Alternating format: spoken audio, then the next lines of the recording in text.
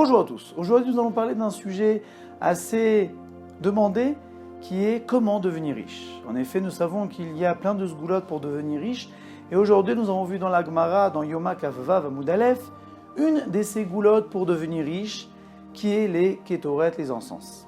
En effet, la Gemara nous dit comment se fait-il que lorsque nous devons tirer au sort pour choisir quel Kohen allait faire le travail des encens, en fait, on ne pouvait pas reprendre les anciens.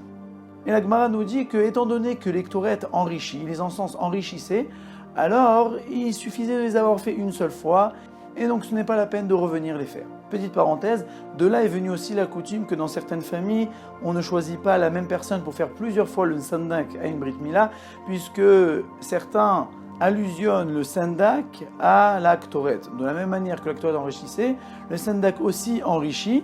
On donnera cette chance-là qu'une seule fois. Parenthèse terminée. Maintenant, nous allons parler un peu plus des ktoret. Nous savons que de nos jours, nous n'avons plus le Beth Amikdash, donc à la place de les faire, nous devons lire les ktoret.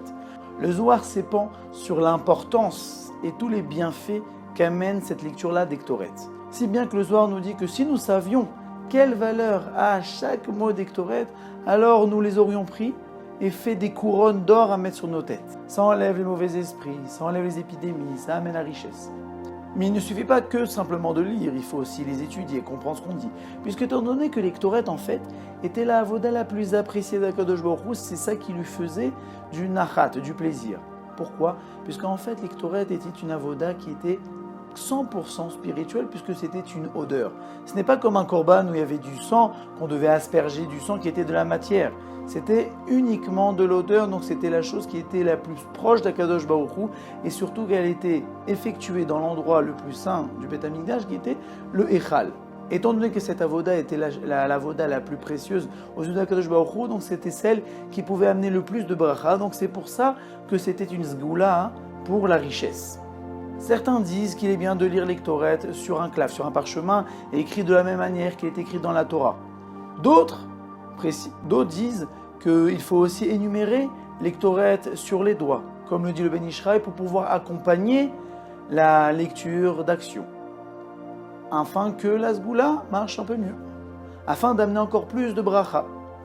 Mais il y a une chose qu'il ne faut pas oublier, c'est qu'une fois une personne est venue voir Raphaël Kanievski et lui a demandé, il lui dit « Rav, vous avez l'habitude d'être sandak plein de fois dans les brit milot. » Et comme on l'a dit précédemment, la sandakaout, le fait d'être sandak, est allusionné aussi au fait d'amener les ktoret. Donc la sandakaout amène la richesse aussi. Et donc il lui dit « Mais Rav, on ne vous connaît pas en tant qu'une personne riche.